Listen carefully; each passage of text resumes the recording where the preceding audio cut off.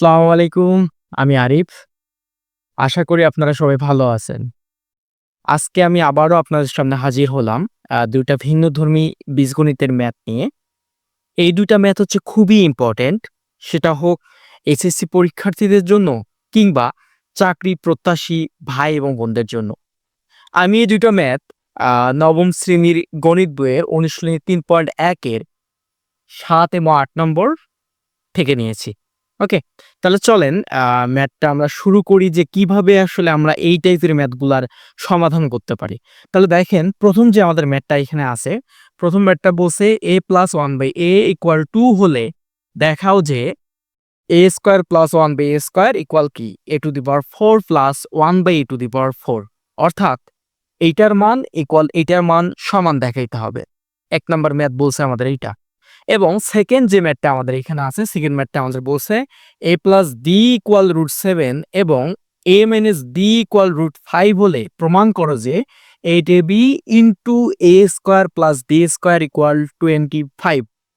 আপনি যদি এইচএসসি পরীক্ষার কথা চিন্তা করেন কিংবা জবের কথা চিন্তা করেন, এই টাইপের ম্যাথগুলা কিন্তু একাধিকবার হচ্ছে প্রশ্নে এসেছে। সো আজকের ভিডিওটা খুবই ইম্পোর্টেন্ট। আপনারা হচ্ছে খাতা কলম নিয়ে বসে যান, তাহলে আপনাদের জন্য সুবিধা হবে। ওকে? তা চলেন শুরু করি। তাহলে আমি আগের লেকচারগুলোতে বারবার বলছিলাম যে যেটা আমাদের দেয়া থাকবে ওইটা হচ্ছে আমাদের ১ম এ কি করতে হবে? তুলতে হবে। যে আমাদের কি দেয়া আছে এটা ১ম এ তুলতে হবে। তাহলে দেখেন আমি যদি ৭ নম্বরের ম্যাথের সমাধান করি, তাহলে আমি ১ম এ কি লিখব? যে দেয়া আছে বা দেওয়া আছে যে যেটাই বলুক। হুম? আমাদের কি দেওয়া আছে? যে a + 1/a = 2, তাই না?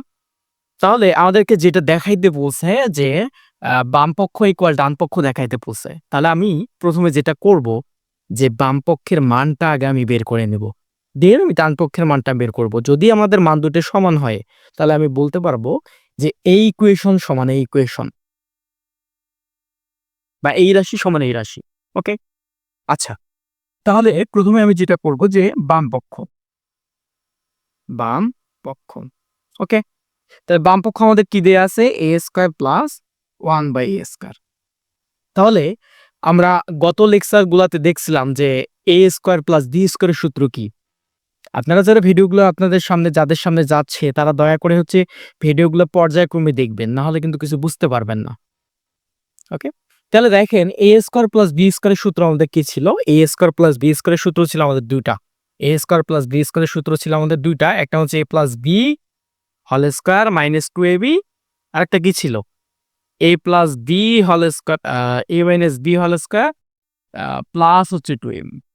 এর তো কথা হচ্ছে যে এইখানে আমরা কোন সূত্রটা ইউজ করব?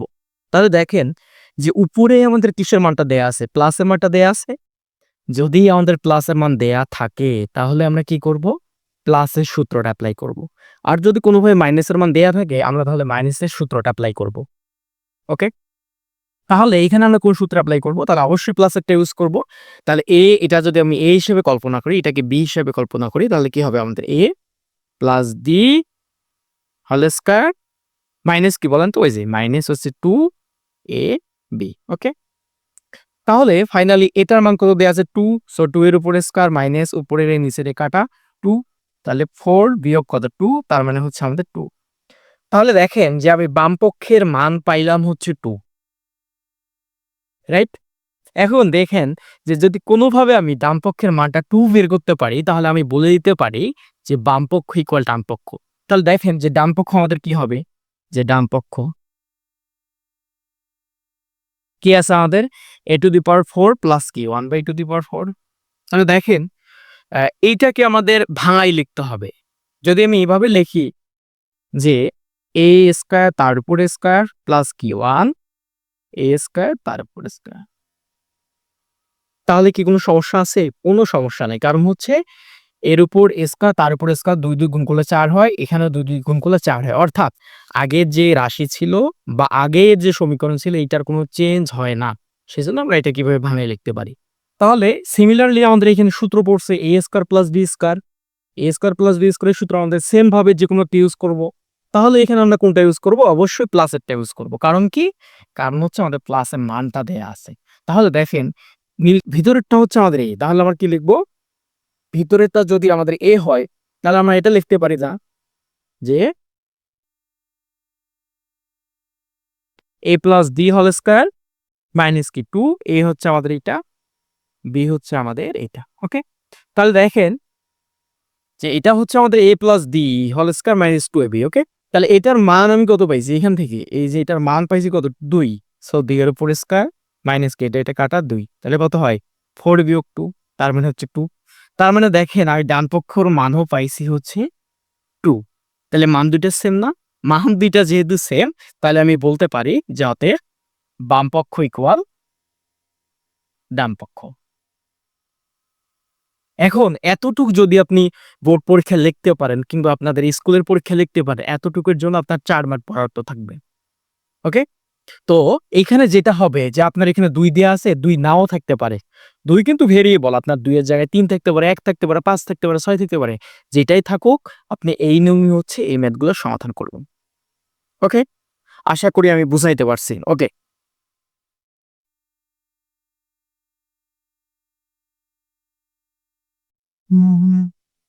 আচ্ছা।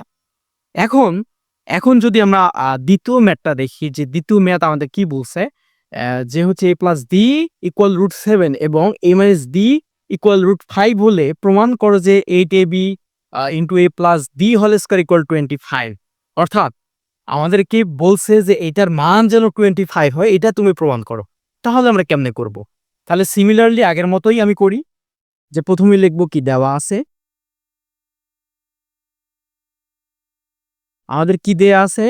যে a প্লাস d ইকুয়াল কত? √7 এবং a মাইনাস b দেয়া আছে √5।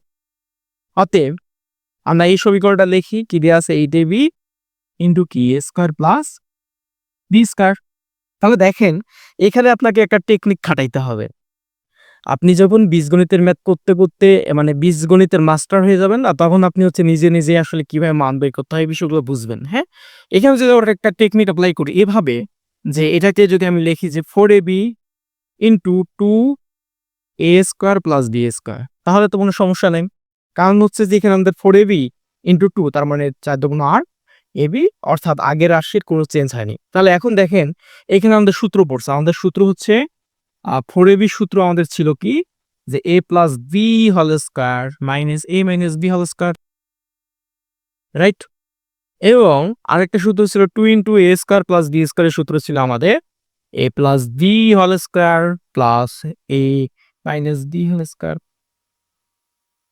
এই দুটোর সূত্র আপনাদের মুখস্থ রাখতে হবে। অর্থাৎ ওকে, এই দুটোর সূত্র যদি আমরা মুখস্থ করি তাহলে এই ম্যাথটা সমাধান করতে পারবেন। তাহলে এইখানে এই 4ab কে আমি কি লিখতে পারি? এই যে এইটুকু অংশ কি লিখতে পারি তাহলে? a plus b whole square, তারপর কি? Minus a minus b whole square.